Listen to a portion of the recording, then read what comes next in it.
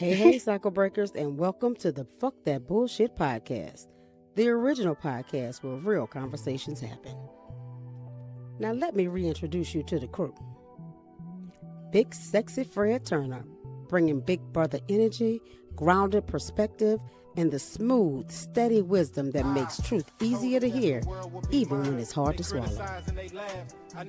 Brian G. Money Turner, cool in the cut, laid back until he's not, funny until it gets deep, and wise enough to make you laugh before he makes you think.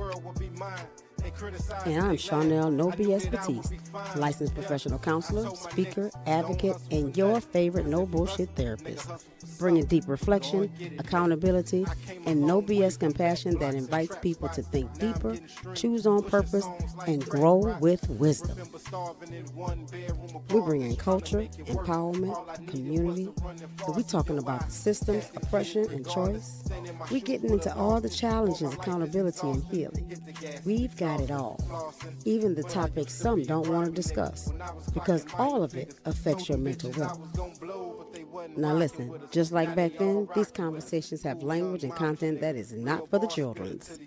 This is grown folks' business, and it might make some grown folks uncomfortable. Now, while this show can be therapeutic, it is not therapy, nor is it a substitute for professional care, legal advice, or your own discernment. So if you need support processing, unpacking, or healing through anything that comes up for you, please reach out to a professional resource. PTBS was made for the cycle breaker, the truth seeker, survivors, overthinkers, black sheep, family scapegoats, healers, and anybody tired of pretending that they don't see, feel, and experience what they do. So consider this your invitation. The apple is on the table. The knowledge is there. The question is, are you willing to take a bite? You can choose to change your mind. We just want you to think. Let's talk. Hey, everybody. Welcome to the PTBS Fuck That Bullshit Podcast. And I let my brothers off tonight because we're having like women talk. And I think the last couple of weeks exhausted them. So I think they need a break. Because I say we're not complicated, but we are complex. And they're figuring that out. I'm glad they're learning some stuff. And they best to be watching. That's all I know. I better see a comment or 2 or 5. Because I swear to God. I swear 50, to God. 11. 50, 11. Absolutely. And I'm here with my girl, Ashley. Hello. Oh, Miss Brian with the board. Yay. Hey. We have our claps and all that kind of stuff. It's all right. I'm going to give me a backup board and all that good stuff. So welcome to the podcast tonight. The ladies are talking. We doing this series for the Me First movement because we starting a movement of Me First. And it's all about choosing yourself before you choose anybody else. You know what I'm saying? And tonight we are focused on fuck that mama don't need nothing bullshit. Fuck that. Fuck all that. You know what I'm saying? Fuck it. You Fuck know. it. I'm gonna check in with Clary and see if she's still able to join us later on and all that good stuff. Because she is the lead of our whole mamas group, and we have there's a group, a Facebook group, and it's a support group as well. So that cohort gonna come back soon. We'll talk to y'all about that as soon as humanly possible. I was gonna upload videos, but this gonna roll by itself because I'm a mama, you a mama. I'm a We mama. got people out there that's mamas, and we have been conditioned to abandon ourselves, and we're talking about that as it relates to motherhood, right? When do you feel like being a good mama started being like being a good mama means you get served last? Oh my gosh. I think it wasn't even a thought. It was just something Automatic. it was automatic. Like it was, and how I played with my baby dolls. It was how, when you played house, that type of shit. It was a conditioning. I don't think it was anything I actively sought out to do. It was just like, you serve your kids a plate first, Right. and then you cook all Hmm. motherfucking day, and Right. then, but you still put that plate in front of them first, and Right. then you eat, and then sometimes you don't even eat, right? So, Right. or Right. you're eating whatever they don't like because they're not gonna finish that food. Like Hmm. I remember ice cream. I Mm. never ordered ice cream because I knew my kids weren't gonna finish it. Mm. Interesting. So it's like it wasn't even. It's not Wasn't a even. thought. It It's not wasn't a even a thought. thought. It was just something that I did in until I didn't. Mm. Yeah, and I remember that too, because and I think, like you said, it's conditioning from kids. And I was explaining to Brian and Fred after the show last week Hmm. that we're raised differently, right? Yes. We're Yeah, literally raised differently. It's right, Becky. We're raised in it. we So are. like when girls are brought up, like you're given a baby doll and you're in the doll house and the things and all that, and you're playing house, and boys are given action figures and cars, and they live in their single life. You know what I'm saying? Mhm. And but we're building a family and Yes. all that stuff, right? And matter of fact, I saw this little boy on a video last week, and he was like telling his mom, because his mom was basically like, why would I buy you like a doll, right? And so he was like, Mom, when you tell me no to buying to giving me a doll, you're telling me that I can't be a father. And I'm like, Thank you. ooh, exactly. Because Exactly. how you give me a baby doll to play with, and like that's teaching me motherhood, but you don't teach him that. And then when women have babies, men don't know how to, like They don't they know what to do. They're awkward. Like, like, what am I supposed to do with this baby? I don't know what to do with it. Right? uh, Because you didn't play with dolls. exactly. Like, Yeah, and you all weren't that. exposed to that. Right. And so that conditioning runs so deep, Mhm. that men knew that are nurturers, or men that do, go out of their way to, or even not even out of their way, because some men are just trained that way because their mothers and fathers intentionally did that Yeah, and yeah, because all they that. were And when raised in it. they were raised right, you know, but not connecting that to a feminine quality or being gay, Yes. you Yes. know. So I remember there was like this debate about 2 years ago about little boys having kitchens and like barbecue Mhm. pits, the like Yes, I remember plastic that. setups. Yes, And yes. then we're like, oh, my son would never. And I was like, that's why y'all That's motherfuckers why didn't y'all can't get a cook. kitchen. Yeah, that's why you don't know how to do anything without your woman. Like you be sitting there, like yeah, last week's conversation was how the Uh-huh. men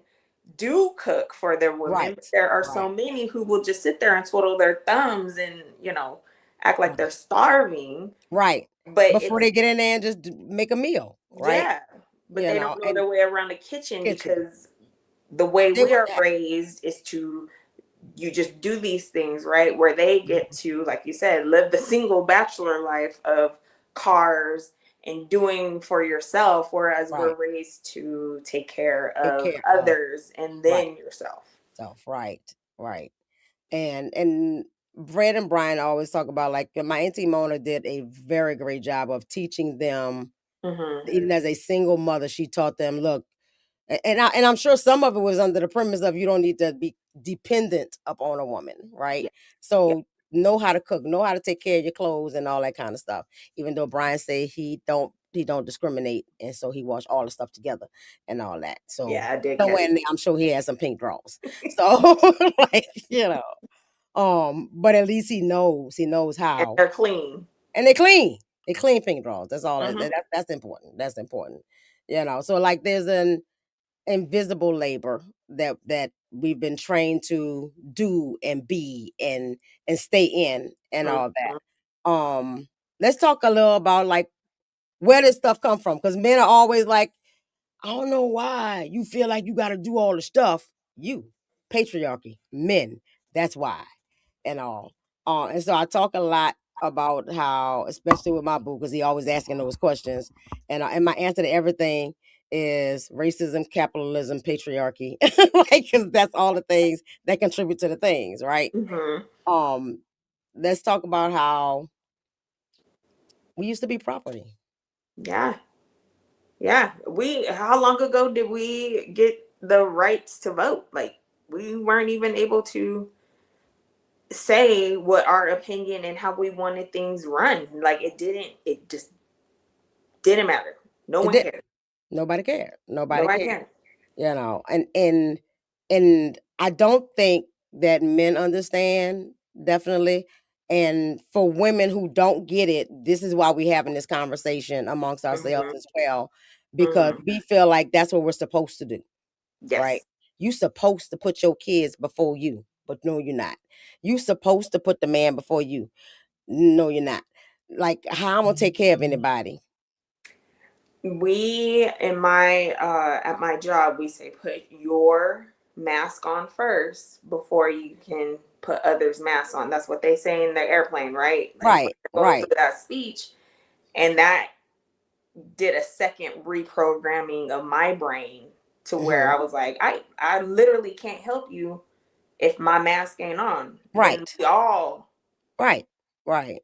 in And this. what's funny is I think at some point, like, we question it, because Hmm. I remember even as a young, way younger person, probably before kids, that I questioned why. That's what it was. I was watching something on TV. I can't remember what it was, but the mom was poor and she was taking care of the kids first, and she wasn't eating anything and all that. And immediately I was thinking, what if, like, she died of starvation? And then who gonna take care of the kids? Like, Like, well, where what are they gonna do? I remember seeing a family at the mall, and mm, I was with my family, and the husband and the children were eating, and the wife just sat there and she watched them eat. This was not a meal that she prepared. She was sitting there watching them eat, and when they were done, she got to eat. that's fucking crazy. And I remember thinking, even though I'm watching this happen Uh-huh. and I'm like, that's fucking nuts. Hmm. I do that. Come on, see, you ain't even realize you do it. It's I didn't realize. so I didn't realize subconscious. it was subconscious. It's like what you're saying. Like we just go through this motions, and we're conditioned, and like it's the norm. But it wasn't until I saw that family and how extreme it looked to me, because my first thought was, she didn't prepare that meal. Why isn't she eating? Mm, Why the fuck does it matter if she prepared the meal? meal or not? Right, right. Like, I was like, Ashley, that's the Ignorance. fuck. Like, That's some fucked up. Fuck that yeah, bullshit. yeah, Like, fuck that bullshit. She should be eating. I should be eating shit. I'll make a plate while I'm cooking. You know what I thank mean? you. If it's Thank you. enough, I'll eat, and then they'll Right. be like, "Oh, mommy, come eat," and I'm like, I already "Oh, ate. Yeah. And I learned that when I had all of my kids in the house, because I got 7 total mm-hmm, with my 5 adopted girls. And so when it was so many kids in the house, I realized that I would serve myself last, and therefore I wouldn't get the best of what's in here, right? And mm-hmm." all that. And I don't know, I got a revelation one day. And I was Yeah, it like, just kind of hits you I'll where make you're it my just like, plate. No, I want that good pork chop right there. exactly. Why I want give all me the cheese. I want all, girl, I want all the motherfucking cheese. Because Why if do I'm I putting keep in the getting labor, the chicken? Like, fuck right, y'all. right. If I'm putting in the labor, then why should I not Mm-hmm. get the Mm-hmm. first fruits, what they call, right? And Mm-hmm. all that. Because I did put the labor in, and the shit is good, y'all. It's So good. why am I giving y'all that, and I'm taking the scraps of I've what I have, right? What I've Yeah. prepared and What all I that. prepared, what And I that, paid for, what I worked for, what thank I, you. Thank you. I'm the one that goes to work, Right. 8 hours a damn day, Right. come home, I still cook it. Why am I eating less? Like, this Right. is Zero. stupid. It's really Serious. stupid. It is. It is. So, yeah. And so we got the idea that first we were property, right? Yeah. And We're so women got married. Let's pull it back there before we even got to husband property. Let's start with father property, right? Because I Yes. You remember were when a bargaining yeah, tool. yeah, you were a bargaining tool, right? And I Hmm. remember learning about that in school, and their fancy word dowry and all that. Yeah. And I was like, but he just sold his daughter to the highest bidder, basically. Like, and they mark it off as a gift, as a wedding It's a gift, gift, right? but And I'm all giving that. you things that will Right, help you live and survive because I right, took your daughter right. as my wife. Right. And audience, I'm gonna let y'all know. that is where the father pays for the wedding come from. Yes. It's the Yeah. dowry. It's the, Right? yeah. And I give her away. So Yeah. we still operating in that same shit, Mm-hmm. in the tradition of how we do weddings and all that. Mm-hmm. Daddy gives Mm-hmm. daughter to this man, and I'm paying for the wedding, so that is my gift in order for you to take care of my daughter and all Mm-hmm. that. And the reasoning usually for it was to get so they were, they were there's the rich, there's the poor, right? And all that. And if you're on the poor end, the only way for you to get in on the rich end is through family or whatever the case may be. Or So the my name. daughter, right? If my daughter marries your son, then we got that family name. We in it now. We Yep. in it, Yeah. right? My daughter is a Smith instead Yep. of being whatever their family name is, where Mm-hmm. the Smith is the higher. So their family is now coming up in the world because. Now she a Smith, Mm-hmm. right? And all that. So that pulls in the capitalism. Yep. Like, Yep. trying to get make your hierarchy, make your come up and all Yep. that through your daughter. And Yeah. the sadness is because there's no real value in her besides that, then the Mm-hmm. husband gets to do what he want because she's property. I own her. She's mine. Right? And she reproduces. She will Thank give me the son with the family name. Mm-hmm. In addition to, for Right. us specifically being Black in slavery, Uh-huh. not only did we reproduce, we nursed Come the. on, let's talk about that. Let's talk We about that were booty meeting. wet nurses. Right. So not only were we taking care of our own, we were Mhm. literally breastfeeding Yep. the white slave owners' children. Right. So we were benefiting two families Mm-hmm. at one time. Absolutely. Absolutely. And absolutely. So, And by the way, people, that is also where we get and I know men are like, women are always looking for money, blah blah blah blah blah, d, right? And stuff like that. But it's right. Thanks, bro. hey. Because I was about to crush y'all out if nobody was watching. But when we talk about like women and money, right? And the why women are always looking for men money, that is conditioned. That's Mm-hmm, conditioned because if that was your beginnings and that's your start, then I was sold to the highest bidder or for mm-hmm, money and status and so on and mm-hmm, all that. And then I have no rights. I belong to this man. He get to do whatever he wants, right? And I have mm-hmm. no rights. I can't get a bank account. I can't get nothing. I Yeah. can't get nothing. Can't have no driver's license. Can't do Yeah. nothing. You I'm literally couldn't do completely it until you were married, until you got that exactly. fifth last name. So, Right, right. And so again, that's DNA, that's conditioning. That's something you have to unlearn on a deeper mm-hmm, level that men are not the sole provider of all the things, right? And mm-hmm, so we become subservient in that and which is why I never really adopted that mentality that, I would be in a marriage. First of all, the idea of being a stay-at-home mom make me want to throw up. Ew, why would you want to do that? And I hear people will say stuff like, because I don't want to work, I just want to stay at home. Girl, that job harder. I'd rather go to work than be at home trying to yeah, take care of the kids because that job is hard. it's very hard.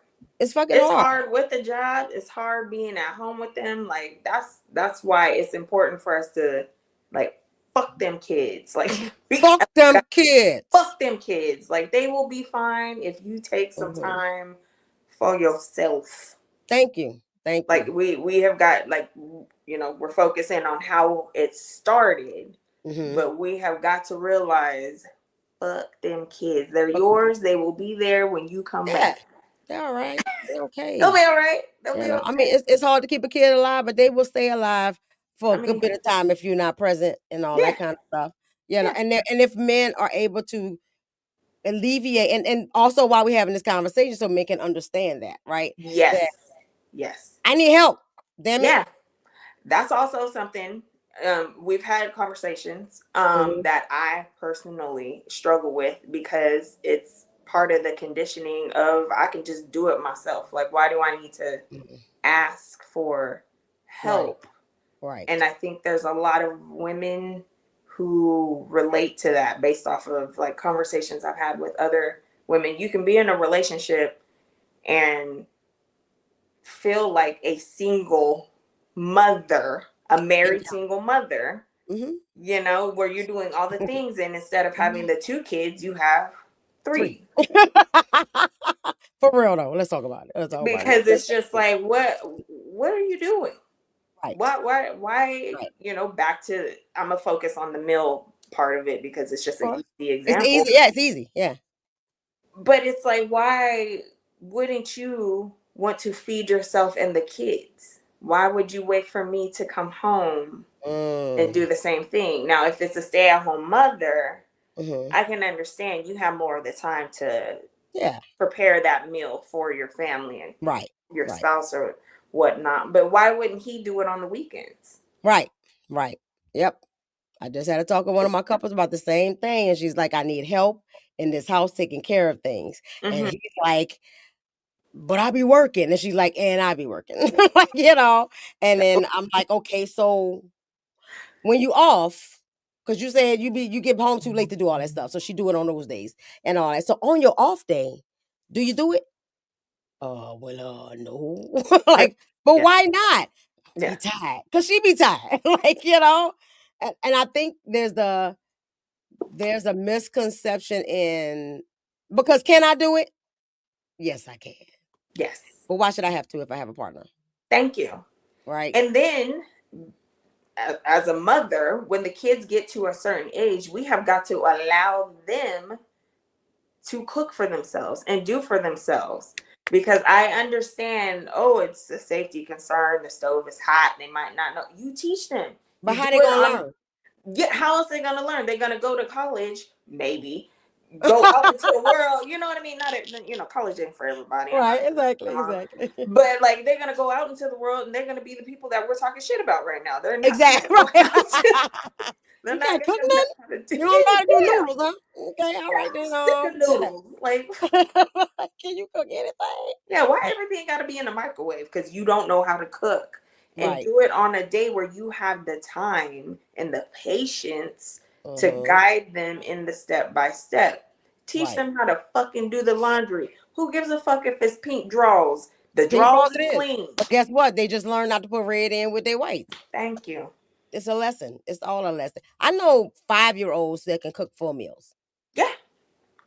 Because their parents taught them safety, right? Because it's not that they can't, it's that you're so afraid as a parent, as a mom, for them to do their own thing or, oh, they're going to get hurt. Not if you're monitoring them, not if you are teaching and, hey, be careful that's there. Be careful. Don't put that plastic on the stove. Be careful. Don't get too close. Put the handle on the side. Like those are all teachable things. Teachable things. And all that. And the more like, I tell every mom and every dad, like our job as parents is to raise people to be adults that can manage themselves, that can take care of themselves, that can be self-sufficient. So if I'm always rescuing, transparency, I have trouble rescuing my adult children. I'm working on it. So we're all working in progress. Because again, this ain't me. This ain't us being preachy by any means. Yeah, no. We're working on the stuff, right? Yeah, we're working and on all the things. But like I did better when they were younger with like fostering independence. I did better with giving them choices and all that. No, you don't have to pick of the whole closet, but here's 2 outfits. Which one you want to wear? Right? Teaching them how to make decisions of their own, and what they choose to wear is what they choose to wear. Let's roll, right? Yeah. I don't have to be in control of all the things. Yes. Because I think that's one thing that women will also do is, and I think that's part of the reason too, right? In that if we don't have control in our marital or partner relationship, then we usurp the control that the children could have over their own lives. And so now we feel like we somebody. You know, I'm your mama and I said. Yeah, look at what I did. Like you then you switch over to where their accolades and their rewards are yours. You take ownership of that type of shit. And then you're not able to say, fuck them kids, like we're freely saying. because then your identity is tied to your child's Mm, identity because real you've stuff. made it that way. Right. So Right. there's ways in the early parts of parenthood that you can realize, like, oh, maybe I can do this a little different and pivot. So you can get Right. to the point where you can say, fuck them Fuck them kids kids. and put yourself first, because it's practice. It's Uh-huh. in the little things of, like you gave the example, not controlling the outfit. I have so many parents. I work as a preschool teacher, if you guys don't know.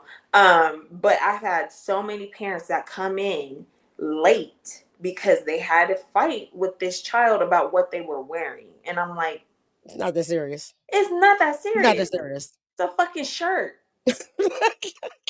Like, if Batman wants to come to school, let Batman come to school. Exactly. He just can't Especially wear for the mask. early childhood. Yeah. Like, Let Batman come to school. I don't care about Elsa. She's fine. right, Like, let her be you a need to do princess. what she says and let it go. Like, literally, let it go.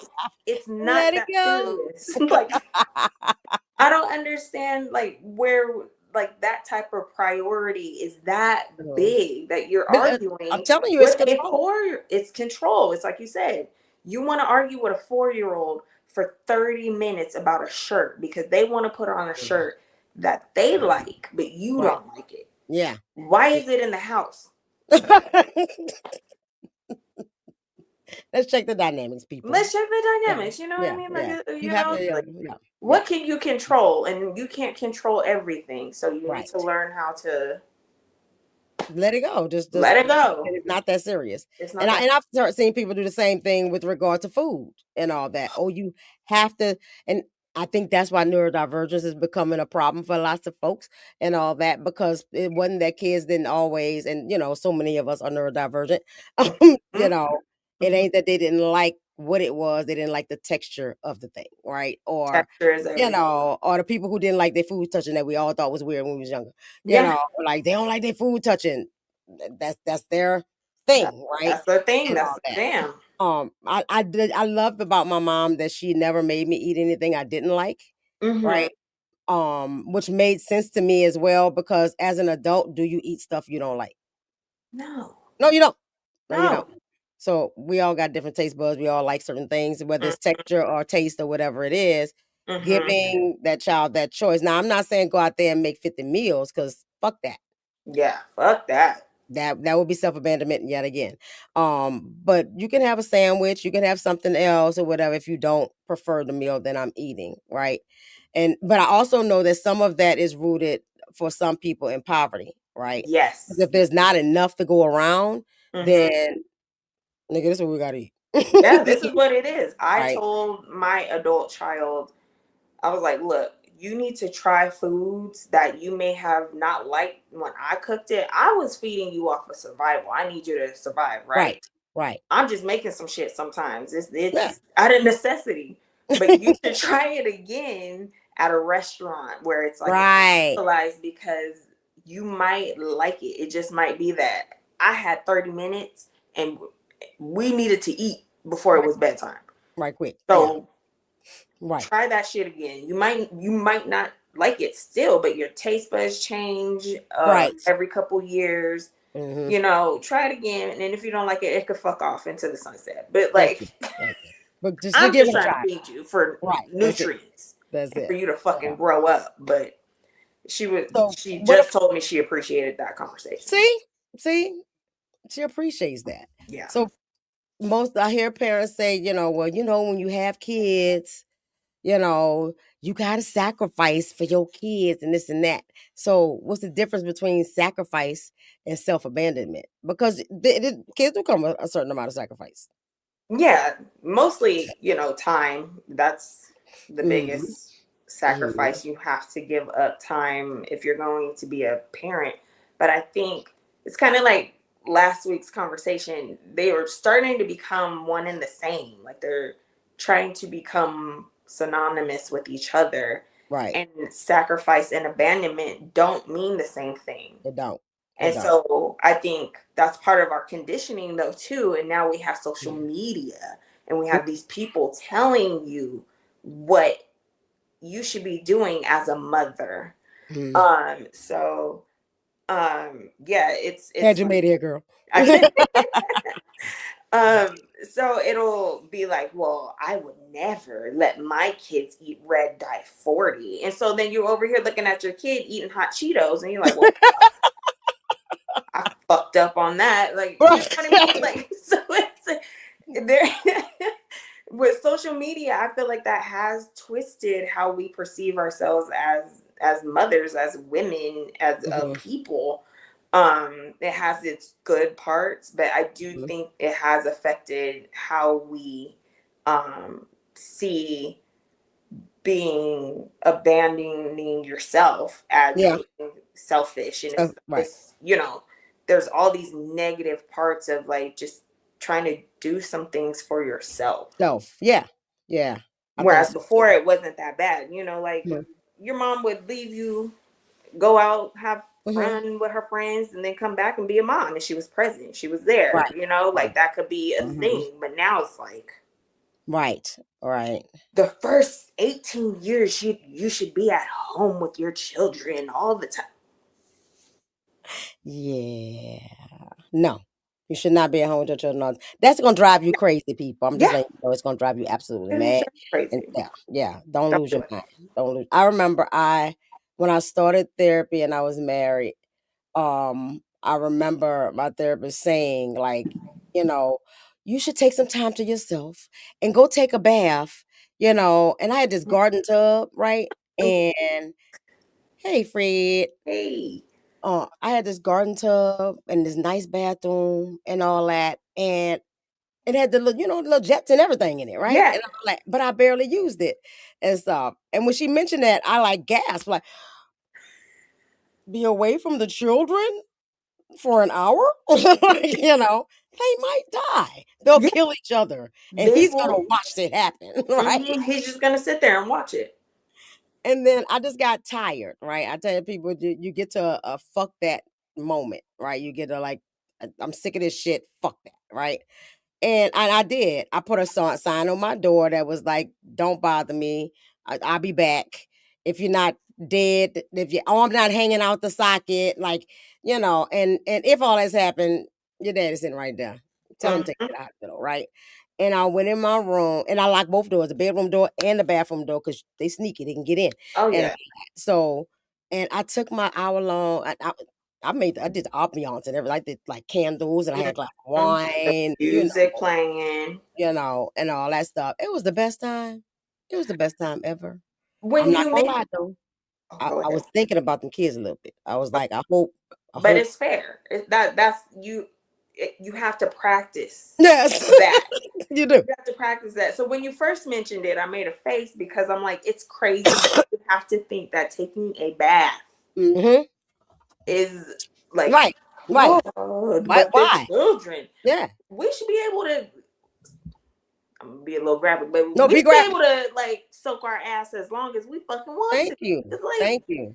Thank them you. kids will probably be in that bathtub using up all your soap, And using you up know all it. your good Mhm. stuff, Mhm. but you Mhm. hadn't taken the time for yourself. Like those Mhm. are, like you said, it takes those Did types you of say? moments. Did you say something about good stuff? Like when I didn't buy good stuff because I ain't want them fucking it up. So again, self Yeah, abandonment. I'm not buying the things I abandonment. enjoy buying. Like I'm not buying the nice fragrances and all the Mhm, things because mhm. one, they need their stuff first, and two, Yes, I really don't want them fucking with my stuff and yeah, all that. But and they will fuck with my stuff, yeah. right? They will and All do right, still so do to this day. in my bathroom all the time, Yep, you know. mine too. But when they're grown, they have stuff that you can fuck with, and that's what I do. I go fuck with this. Okay, so yesterday I just moved my oldest into her first apartment, and I said I'll be back to fuck up your apartment. So when I leave a cup in your bedroom, I don't want to hear shit. Hell yeah, go fuck up all they shit. Fuck All up that all shit. that shit. I'm gonna take the fucking shower curtain and just take like 3 rings off, just random as fuck.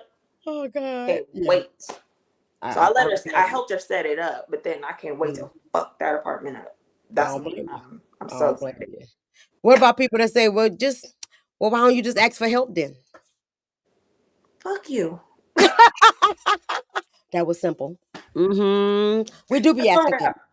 Um, why do I have to ask for help? Is normally my answer. Why do I Mm. have to ask for help? Mhm.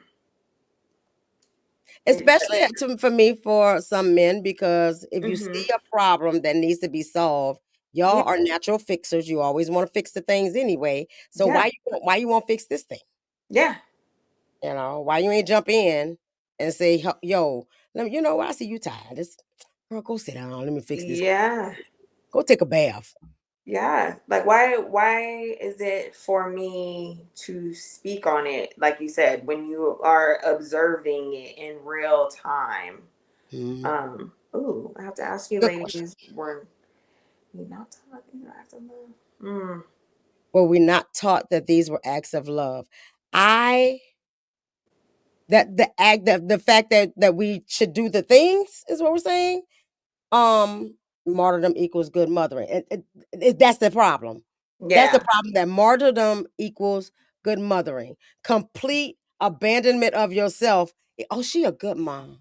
yeah, She a good mom because she don't do much for us. She do everything for them kids and all that. That's just that it's fucked up thinking is what it is. Because if you're trained in a way, again, because of the patriarchy, because this was our job, right? And that's the only job you had and stuff like that, then that is your duty. That's mm-hmm, what you're supposed to do. I think also because um and I've been reading Bell Hooks Communion. mm-hmm, It's the woman's quest for love, and which is what's brought all this self-abandonment stuff up for me, because she's there mm-hmm, conditioned to self-abandon. But she mentioned in there too that, like, we have this notion that women are more nurturing than men. mm, And that's not inherent. no, It's not inherent. And the point she made was like, if it was inherent, then there wouldn't be so much child abuse. If women were naturally more nurturing than men, right? I know lots of nurturing men. Fred and Brian, both very nurturing men, right? mm-hmm, And so, like, it's not automatic, but we are conditioned to think that, oh, we supposed to nurture and they're not, they don't do that, or they can't do that and all that. So then we feel like we got to give all. We got to yeah, give everything. That's what you're supposed to do. That's yeah, like, are they acts of love? Hell yeah, they are acts of love. But you shouldn't be self-sacrificial in any kind of love, because love yeah, is an action.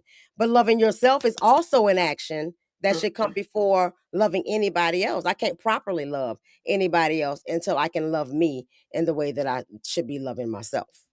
You know? There have been so many times where I have heard, oh, she takes good care of those kids. Look how clean and like their hair is done and stuff. But she looks a little rough. And I had to reprogram myself into like, that's a fucking red flag. Yeah, She is not taking care of herself. She's so that's right. focused on literally the statement you just said, that her daughter Mhm. is so clean and her Clean. hair is So yeah, done and like, ooh, right. how she's dressed, but her. Mhm.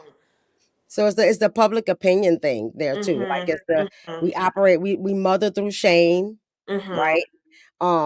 Depending on what other people have to say about you as a mom, right? Mhm. And so you parent accordingly, according to what societal standards and norms say you're supposed to be as a mother, you know.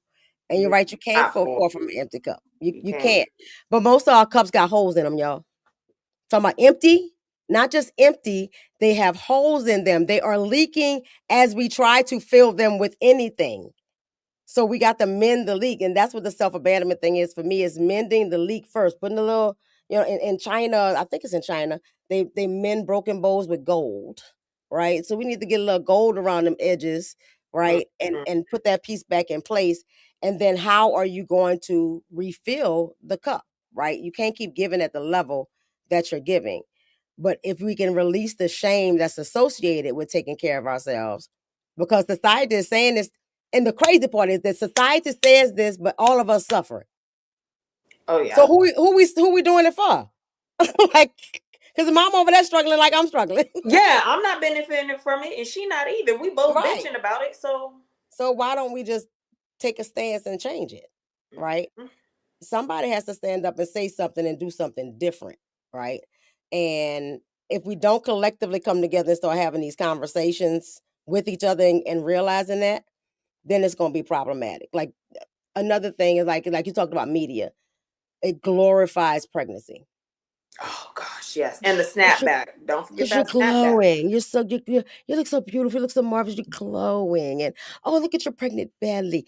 Anybody out there that done been pregnant know pregnancy is fucking miserable. The first 3 months you sick as fuck. Can't smell nothing without wanting to gag. And you Mm. smell every fucking thing down Every the street. fucking thing. Down the street. Everything. I know what Right? you ate yesterday. Thank you. Thank you.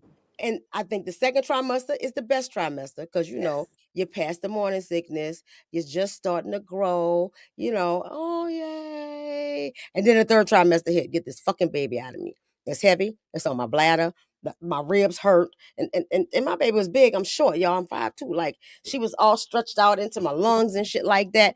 Get her out. Just get her out. Get her I'm out. I'm fat. I got biscuit feet. I'm waddling. I came back. I'm peeing every 7 seconds and shit.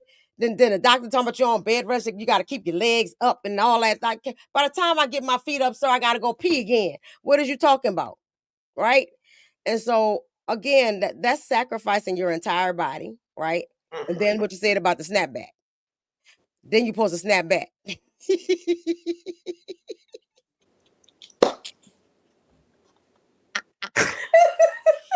Woo! Snap back. Excuse you. I gotta get up every 2 hours and feed this baby from my titty that hurts real bad, and then my nipples cracking and they hurt. And then if they get too big, then they painful. I got to squeeze milk out of them and shit. Like it. I got this They, man asking me when when can when we we gonna fuck have sex again? again? Oh Oh Lord, my god, I'm in mercy. a diaper. I'm in We a. both in diapers. We both in diapers, We both right? don't Yeah. let a girl have teared. Oh yeah. Because that's out of that's. Mm. I'm Mm. supposed to take pictures and show you how I snap back and Snatch how back, my yeah. body stretch Post my. baby photos, blah, blah, blah, blah. Again, societal standards and norms keeps telling us that you're supposed to look a certain way, be a certain way, act Mm-hmm. a certain way after you have a baby. You just, do this, and this, and you're supposed to be looking this way and being like you are sleep deprived and your hormones all over the fucking place and shit like that. Like what you're supposed to be doing. You know what I'm saying? Um, that's a late comment because I was running my mouth. Fred said because when we tell y'all that we got it, y'all still want to do it. Again, that's because of the conditioning that came before the people in your life that are willing to do it. Mm-hmm. Right? I had 45 niggas before you that didn't do it. Or I was with one nigga for 45 years that didn't do it. And so when I get somebody that will, I'm looking at him sideways like, you sure you gonna do that? Yeah, you a fucking lie. You You a fucking lying. lie. You lying. Now, on the side of men, I will say this. If you have a man that will do it, please allow them to do it. Again, Yes. stop self-sacrificing unnecessarily. If he got your back, let him have your back. And let him have your back in the way he's able to have your back. Because our other issue becomes, I need him to do it the way I would do it. And that's bullshit. We can't do that.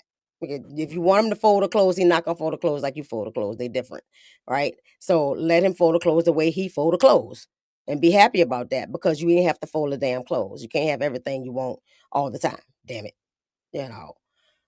Four letter word, card said.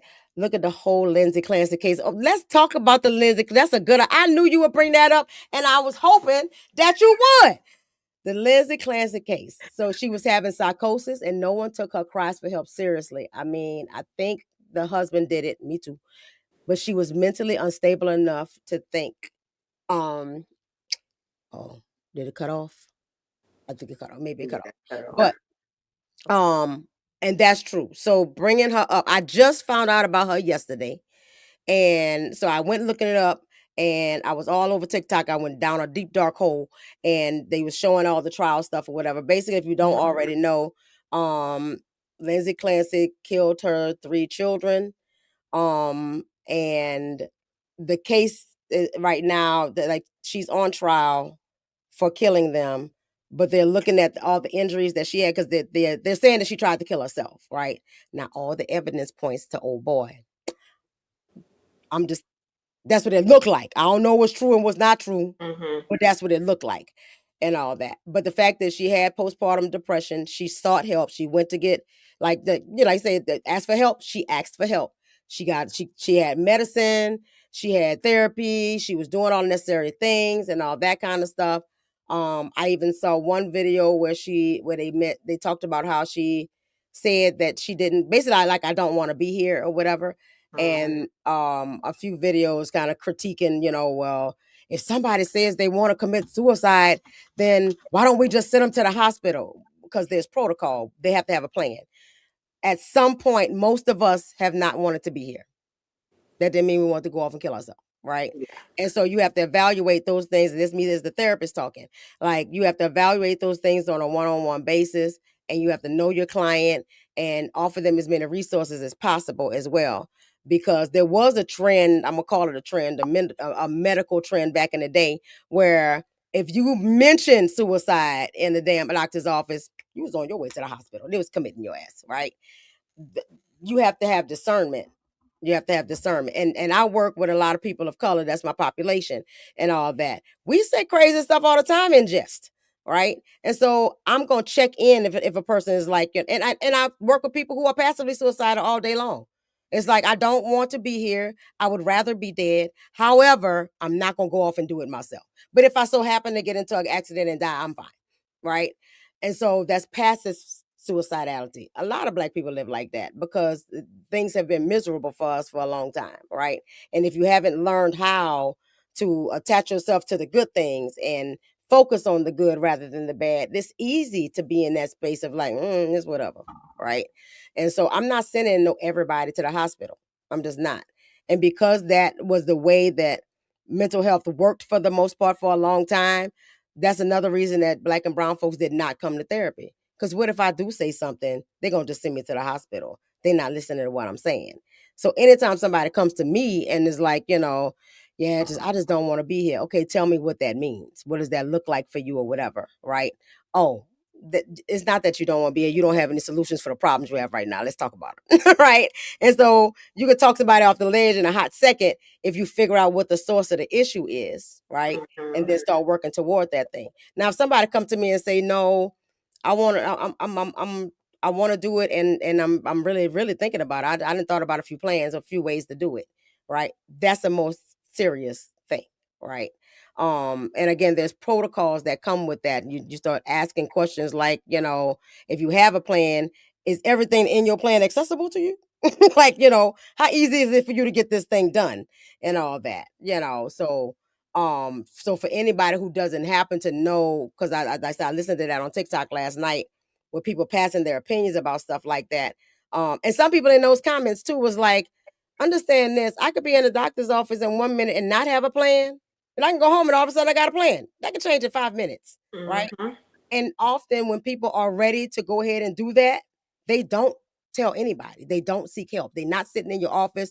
They done decided that's what they want and it's done. They're not saying a darn word. So then you have to look for signs of, giving things away or like loss of interest in the things they usually excited about. They're not excited about those things anymore and all that kind of stuff. So if it, public service announcement, mental health moment, if you know of somebody who is saying things that are out of character, that they've lost all the zest for life and stuff like that, you point that person into help them get the medical and mental health help that they need because that's a serious thing, right? But Mhm. just saying, man, fuck it, I wish life was done, right? That might be just a nigga. I'm tired today. I need a nap, like and you might be better after that nap. So we can't take everything that everybody says just straight, um, that darn deep and all that. So, um, that's why I'm trying to be a village. I won't have my own kids, so I can take care of the communities.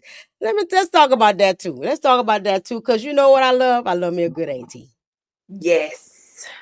I love me a good auntie. And if societal standards and norms is telling everybody that you should have kids, because that's the whole thing too. You are conditioned into believing that if you don't have kids, if you're not a mother, you're not valuable, right? Mhm. And stuff. So there are lots of women who have decided on purpose not to have children, and then they get shamed and shit. What's wrong with you? Yeah, what's wrong with You, you? you What's can't wrong? have babies? Oh no, you can have, but you don't want. Why you don't want Why? babies? I don't But you understand. love him, right? But you married. Come on, Don't let them not be straight. girl, girl, Oh, that's why you don't want to have kids because you're gay. cause you That gay. Yeah. no, Mm-mm, no. mm-mm, It's my mm-mm. choice. I don't want to have kids. I don't Right. want them. You Like, know, I asked one of my clients once who didn't want kids. I was like, so tell me why you don't want kids. Like, no judgment. I just want to know why. And she mm-hmm. was like, I don't want to get up on Saturday morning. I said, bet that's the fact. Oh, That's the fact. Because if you have kids, you gonna get up on Saturday morning. oh, you gonna get up and don't let them be involved in some fucking sport. Oh, ooh. And Not that's a only are you, self-sacrifice I wasn't always willing to like. And I had a whole bunch of kids. And one of them was in like cheer, and then baby girl was in stuff. Like, that's a lot of running around. That is a lot of running around. it's a lot. It's a lot, It's a right? lot. So, and PTA meetings and all the extra stuff, like that's too much. That's systemic stuff to me. That really is systemic stuff, Mm-hmm. right? It Mm-hmm. shouldn't take that much to participate in these things. And for me, who had 7 damn kids, like I can't make it to everything for everybody and Mm-mm. still do what I'm supposed to be doing and still get the meal on the table and still take care of the extra child husband. Like, like you can't do it all, right? So at Mm-mm. some point, you have to set a boundary and decide I'm not going to cross this. I'm sorry, whatever's going on tonight is not happening because I need to take a bath. I'm gonna keep going back to that bath, y'all. Yeah. No, Because need I that need bath. to take a That bath, hour-long bath to you soak. know, and stuff. So like, wait, I had something else. Da, da, da, da, da, da, da. I would not recommend pregnancy to anyone. Pregnancy is hard. It's hard. It's hard. Like it. I don't know. And if and if you choose to get pregnant on purpose, even getting pregnant is hard. All It, of it hard. it takes the fun out of it. It does. It absolutely does. It Takes the fun absolutely out of the practice because right. you're like, oh, am I ovulating? Is this? Okay, man. Oh, yeah. Don't do it. Don't do it. Don't do Don't it. do it. Don't Do do not it. recommend. Right. And it's heavy on your stomach. Let me tell you, I Mhm. did have kind of a flat stomach before I had babies, and then after that, I couldn't get it back together. Oh, And never. and and speaking of that, like again, like our self worth gets tied up into how we look, and post pregnancy, your body is it's out of whack, y'all. It's out of whack. It's out of whack. It's out of whack Out of whack. and stuff. And so I had to. I forgot I was listening to Jay Shetty. I like Jay Shetty's podcast, and Mm-hmm. he had this lady on. I forgot her name, but she was talking about women and weight loss and just take caring for your body and all that kind of stuff. And she had some kind of special method thing, but she was talking about the psychology of it, right? Mm-hmm. And she mentioned um appreciating your body as is, right? And I totally agree with that. Anytime I'm working with a client who is struggling with body image and all that kind of stuff, and like I want to lose weight and this and that, that's all wonderful, and you get to lose weight if you want to, baby, and all that. But do you love your body regardless, right? And not based upon what you see on TV, not based upon white people standards, because this booty and these boobs And they said need a frame to carry it on, and it's it's heavy not back here. it's right. You know what I'm saying? So at 5'2", according to the appropriate body mass index bullshit thingy or whatever, I'm supposed to be 100 and some odd tiny person pounds and all that. And Mm. I'm like, either I'm gonna topple over this way, I'm gonna topple back that way. One or Yeah. the other. Because Yeah. there's so much of this that's just all me, and most of that is all me back there. Right. And so I come from a long line of big booty women. Okay. So like I had to learn also, like, and I hate the term morbidly obese, because the scale is like way at the bottom. Or the day I learned that size 12 equals plus size. When I tell you I had a hard day that day, I was like, excuse the fuck out of you. Excuse you? Excuse the fuck out of you. Right. A Right. 12? Mm-hmm. Bitch. Yeah. Mm-hmm. Yeah. Hmm. That's I'm all trying I to tell said. you. Yeah. Yeah. Hmm. You know. Oh, I can't even join this convo. Let me tell you something. You can Being a join. girl is You hard. can join. It's okay. You You want can to come on? Because I sent you a link. Because being a girl is hard. Mothering is hard. Pregnancy is hard. Um, Trying to work, take care of the house, do all the things that we are conditioned and so say we supposed to do, and still take care of our womanly wifely duty of having hot sex with your husband can be hard, right? And don't get me wrong, I like having hot sex as much as possible, but when Yeah. you tired, you tired. You tired. When you tired, you tired, and when you don't have enough help, you're gonna stay tired. So Yep. it's just not gonna happen. So, okay, I would say that's the inside joke, but it's all recorded last week. And we talked about men and women in Gotham and and Metropolis. Metropolis and all that. So but I'm not gonna repeat it. Go back and go look at it because it's funny. But there are lots of components to being a woman and motherhood that are just heavy. But I think some of those things don't have to be heavy if Hmm. we learn kind of band together and speak about them, talk about them, and all that. Speaking of like the auntie, the fact that there was a period of time, and I think the strongest time we had, at least as Black people, was 60s and 70s, right? Great. Where we were a team, like we were really, really a team. Mamas and grandmamas was like, bring me that baby. Bring me that baby. I got you. Right. And all that. And they were, because traditionally, like back in way, way back, your mother moved in with you Hmm. in your for the whole first year after you had a Hmm. baby. Right. And I understand why.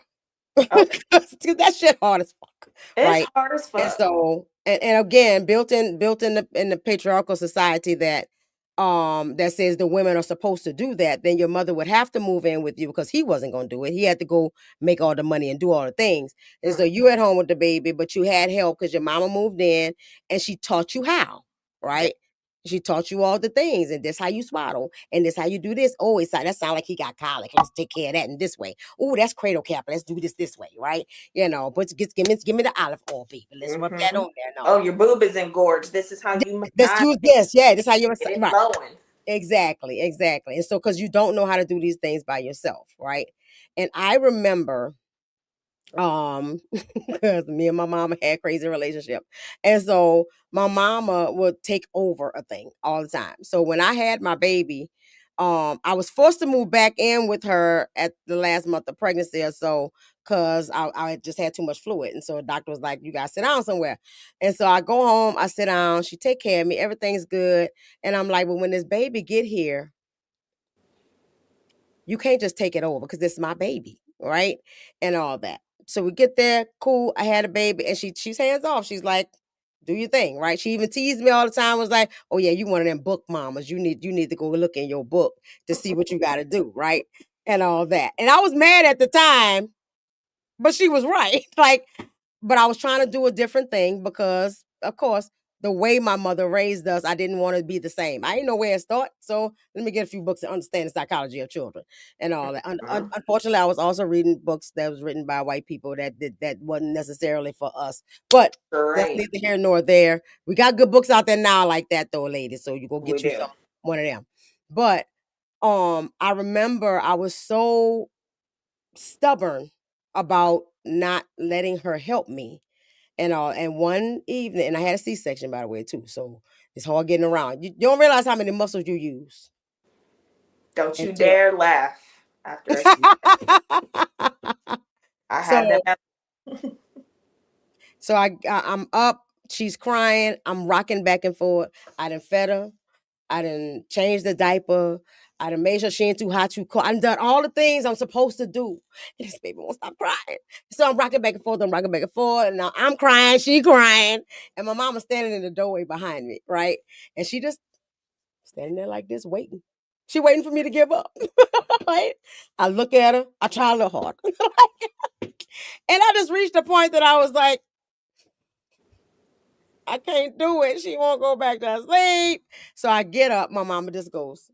And so I go and I hand it to her.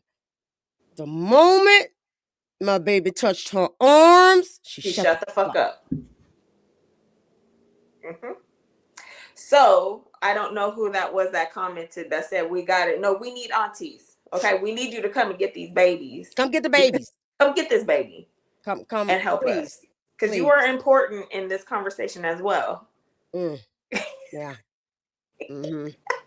Oh, She without having to share. Yeah, you heard my part where I didn't get the ice cream.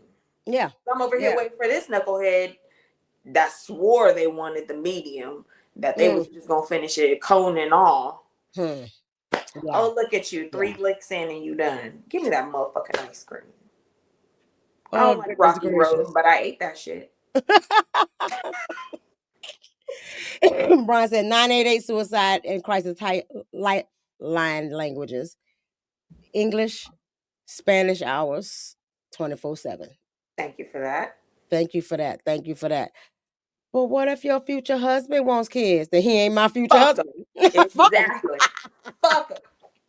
And that's a conversation that we have to start having, ladies. If you don't have kids, or you're interested in kids, or not interested in kids, you need to have a conversation with your future mates to see what they desire. Mm-hmm. That's a deal breaker conversation. Yeah. That's a deal breaker conversation. Yeah. If they want kids and you don't, then that's not your mate on the real. It ain't. Because the likelihood of somebody changing their mind about that heavy of a decision is slim to none. And if they do, they're gonna have to do it later. But they can't be with you. They can't be with you, right? What else we got? It seems like hubby did it. He moved on way too quickly, and she was basically a married single. She was definitely at the yeah. She was definitely a married single mother, right? He did nothing to help her at all. She was, as a matter of fact, I saw one video that allegedly. Yeah, allegedly. Yeah, I saw one video where they was talking about one girl was mentioning that she was on Seroquel. Now, if you know anything about fucking Seroquel, that shit lay your ass out. I had a misdiagnosis of bipolar disorder in 2014. And first I told that lady, I ain't fucking bipolar. What you talking about? But then I accepted the diagnosis, which turns out was not an appropriate diagnosis. I have extreme ADHD, which looks kind of like mild bipolar disorder. But the first thing I told that lady was, don't put me on a mood stabilizer like that. I'm not taking Seroquel. I ain't taking Depakote. I've been working with kids in the system for so long. I know what all these medicines do. They sedate. I'm a single parent. I'm trying to raise some kids. I got a license to get. I got work to do. You're not gonna give me nothing that make me sleepy all goddamn day. How people gonna function on medication like that? It sedates you, right? So yeah, it help your mood. You sleepy. You can't do sleep. Yeah. Yeah, one of my kids, when she came to us, one of my adopted girls, when she came to us, she was sedated. Like she moved slow. I don't know if any of y'all saw Zootopia, and the sloth. She was the sloth. What they at the call DMV. Yeah. She was him, right? And that shit will slow you down so much. But the girl on TikTok was like, I take 200 milligrams. She told her size, weight, and this and that. And she was like, I got to chop that in 4. Yeah. She said, I'll be laid the fuck out. And then they said in the lady's records and Lindsay's records that she had 4 times the amount that she was supposed to have in her system. Baby, she was damn near, she was comatose. Yeah, he over there high dose. And then he gonna say, she spoke to him when he got to the house. Baby, she couldn't talk to nobody on all that Depakote. I mean, all that Seroquel. Ain't no way. So his stuff is kind of falling apart a little bit. You know what I'm saying? Becky said, I feel like it's taken me 6 years to regroup after just having one. The recovery. Let's talk about the recovery time. Okay, so the real recovery time. Let me just say, I just had a baby 13 years ago. Don't come for me. And it'll keep out every year. Yeah. I'm adding a year because fuck that. Right. It takes you a very long time to recover. You grew a whole human. You grew whole, and I tell people that all the time, especially women with their bodies and all the stuff. You grew human beings in your body. I think you need to give yourself a little grace. A little lot. A little You know lot. what I'm saying? Like you They did feel that talking about shit. I ain't got no stretch marks. You should have stretch marks. Your whole body was extended. Have you ever seen the a diagram of a pregnant woman at full term and where her organs are? Yeah. They got to move all the way up and around and Your shit. lungs is at your back. Bruh. Up high. Bruh. Your stuff rearranges in the craziest of ways. That's why you be constipated. That's why you be constipated. Stuff is leaning on things. On things. They be tap dancing on your bladder. Thank you. That's why you sneeze and you pee on yourself. It's okay. You inked. You inked. It's all right to ink. It's all right to ink. You know what I'm saying? It's natural. It's fine. And all like, don't forget to do your Kegels. Do your Kegels. You know, build that pelvic floor. Okay. Also, but like that man will enjoy it a little bit, but we're not talking about him. Yeah, we're not talking about that though. Yeah, but yeah. For you though, for you, you'll enjoy it. For you. Yeah, absolutely. That's why my kids are 5 years apart. Still don't recommend it, but you're ready for it. Yeah, don't do it. Don't do it at all. Don't do it. Because mine are 5 apart, 5 years apart. Mine too. It's still hard. Yeah. It's still hard regardless, right? It's still hard regardless. Don't do it. The most important, I think, that is to have a partner that's willing to help you. And you need a village. When they say you need a village, that's real. You need a village. Yes. When I take my kids to school, every teacher that looked out for them beyond academics at school, I'm like, thank you for being her school mama, because I need as many mamas as I can get, right? Mm-hmm. But if you operate as a mother that operating in shame or operating in just not feeling adequate, like feeling inadequate all the time. Mm-hmm. When your kid calls somebody else mama, you out here getting mad and jealous and upset. No, don't do that. Don't do that. If they have 15 mamas, one in the neighborhood, one at school, one at the track meet, like let everybody mother your child. Mm-hmm. Everybody that wants to be involved, let them be involved. We had a group of moms at my oldest when she had first started school, and we all stood there and looked at each other in the eyeballs. It was about 5 of us, and I was like, you have permission to whoop that ass if you see anything. You have permission to correct my child. Physically, right. You know, I'm saying whoop that ass, but I was like, yeah, you know what I mean, like not hold them accountable, basically. Hold like my child. Yeah. Yes, if you see her ditching, you ain't got to call me. You can handle that. Yeah, absolutely. I trust you. Thank you. Because this is the village. These are the women that I trust to be in my child's life in this capacity, and they showed up every time. We showed up for each other and each other's kids, and like you said, don't take that shit personally. It's not an offense to you as a mother. Because can't nobody take your place, baby. Never. Nobody can take your place. So don't ever feel like, oh, she trying to. No. First of all, don't nobody want to take your place. I know. We're over here saying don't do it. Don't do it. Don't do it. I respect every woman that don't have kids. And I want to know if you'll watch mine. So like, you know. No, for real. Yeah. And it's easier because you can watch them and then you can give them back. So yeah, mine are older too. They good. Mine grown. You want to borrow one? Because I mean, you can still watch them. They grown. They grown, but you can still watch them. You can still watch them. You can take them. You know. Becky said society did a number on the idea of a good-looking body. Absolutely. What do you feel like is a good-looking body? What's your new definition of good-looking body? Anybody. Thank you. One that is alive and moving or not moving, like one that is just a body. I tell people I changed my goals with regard to my body. Mm-hmm. Instead of saying people like, what's your weight loss goals? I don't have weight loss goals. I have health goals.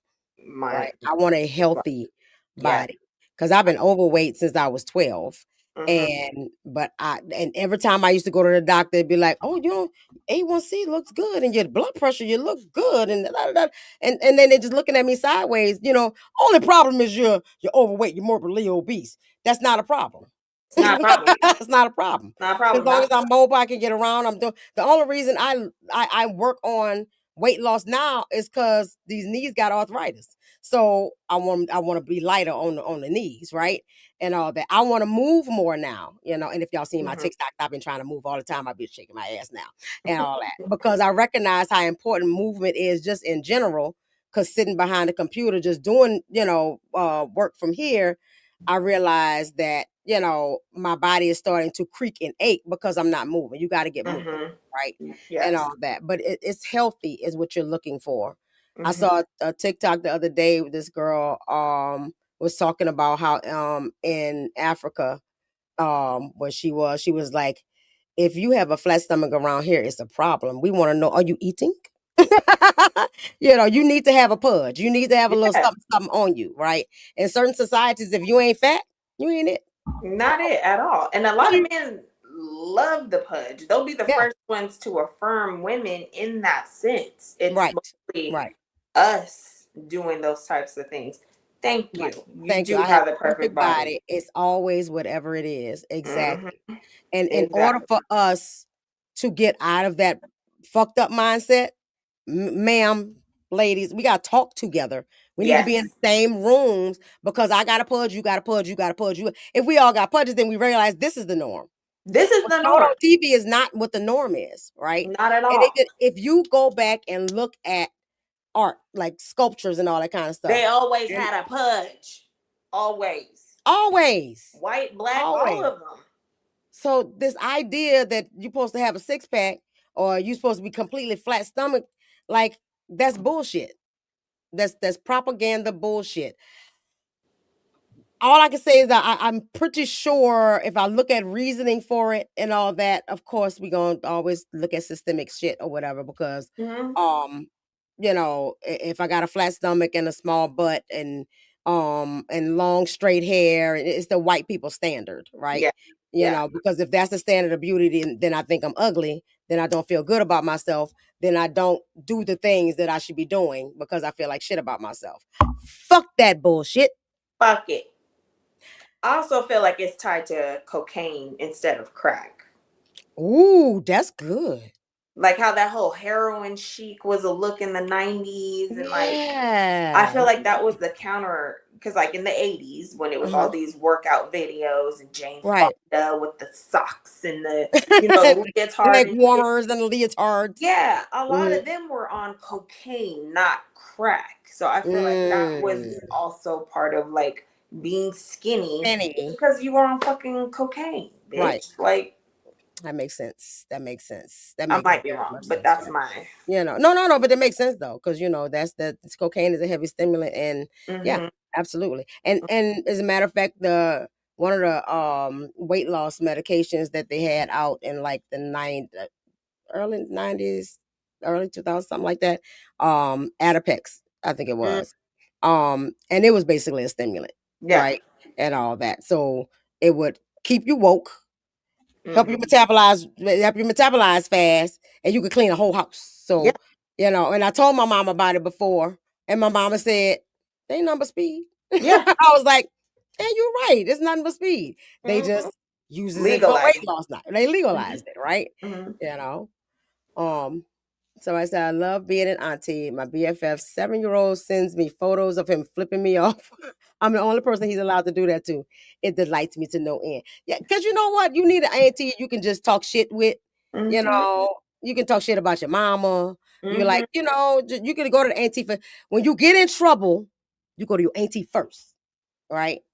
You get caught up in some shit in the street, you miss your curfew, you go to your auntie. Yeah, You I was with know, her the whole night. yeah, yeah, yeah, yeah, yeah, yeah, yeah, yeah, yeah, yeah. Cause she gonna cover you. You know what I'm Hmm. saying? She got your back. So ain't nothing like a good auntie. I think we missed Auntie and Uncle Appreciation Day, but I think we should do that on several occasions, and we're gonna have Yeah. to come up with a celebration for the aunties out there in this world. Let's see. Rika Ooh. says society wants us to be sedated through life, no matter the responsibilities, but it's our fault when sedation leads to inability to be responsible. That shit right there.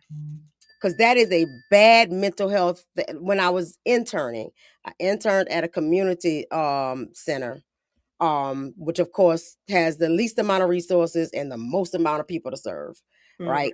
People couldn't get a doctor's appointment for 3 months even if they was coming straight out the hospital. It took 3 months to get an appointment, right? So you come in, you do your intake, then they would put you in a couple of groups and all that. If there was an individual therapist available, you would get your individual therapy, but for the most part, they try to throw you in as many groups as possible and all that stuff. And that's where I learned about Seroquel, right? Mm-hmm. Because we had some kind of in service for it, and I could not figure out why my people that was on Seroquel was barely alive because they couldn't do anything. And I was like, so how are you supposed to medicate somebody for a mental illness in order for them to be functional, but the medicine makes you not functional? I can't get up and go find a job if I'm sleepy to no end, right? And what I learned about Seroquel, there's like, oh, but they're not sleepy forever. Like once their blood saturates over time, it has to saturate over time, right? Because Yeah. your body always maintains homeostasis, right? And all that. So after some time of being on a particular dose, your body gets used to it, and then you're not sleepy no more, right? Real talk. But then they wind up upping your medication. So you got to do that over again. Or if you come into a community, not even that. I was gonna say just because they like most of these people didn't have resources or whatever.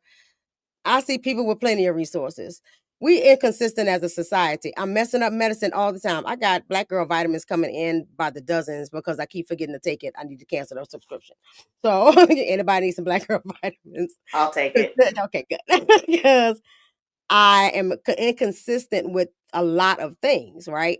Mm-hmm. So medicine is no different for most people, especially if you have mental health issues, right? Your brain ain't doing what it's supposed to do. Therefore, I take it for a little while. I'm sleepy or I feel better. I feel something and all that. Then I miss a few. Then I get inconsistent with that. That's like starting over again. And so now I got to do this thing all over again. You sleepy forever. You're sleeping forever. Because Yeah. then when you do get used to it, then they're like, oh, well, I see you still have some symptoms that's coming back. Let's take it up another notch, Yeah. right? And all that. No, and then you try to get disability because you can't work because you're sleepy, right? Yeah. Yeah. And they say no, because you're functional and you can go to work, right? All that systemic shit. I get Mm-hmm. systemically pissed all the time. All that systemic shit is the circle that we keep living in and have to go round and round and round. You cannot get the help that you really need because the system is set up for you not to get it. You know? Daphne said a year ago, my mom took my two nieces with her grocery shopping and they stole stupid shit enough to get my mom arrested. They got ass whoopings from a mom and the three moms and aunties. Man, everybody getting that ass whooped. Listen. Everybody. And I used to hate when my mom would call people and be like, because she did this, she did that. But that's a neighborhood watch. Like, you got to get in trouble 15 times because then maybe you won't do it. Held accountable around the whole city. The whole Mm-hmm. city. I Mm-hmm. didn't do shit when I was 12 because Mr. and Mrs. Brown, old people next door, was watching. And they would call my mama and tell her. And if they didn't call her, after she get off from work, she was going over there. Oh So yeah. they gonna know, she gonna know if I had boys in the house. Mine was Harley. He knew everything I fucking did. My mom knew by the time she came home what I did, and I was like, "How? What? I just got back Like from I just that got, yeah, shit. I just yeah. got." You gotta have your neighborhood watch. And I think that's Okay. part of wait, I like a little pug. Pudge, oh little pudge. You know you like little pudge. the the notion that we don't allow each other to care for each other, and again that's a patriarchal thing too, Mm-hmm. that is not talked about enough. If we taking it back again, so um a daughter whose job is to marry up so that Yeah. my family can become successful, Yeah. right? So now I belong to this man who don't treat me all that well, right? Mm-hmm. And I got to do what I'm supposed to do because I don't have access to income or any way to take care of myself. I am in servitude to him because he takes care of all of the things, right? Mhm. And then you start fast forwarding even more than that.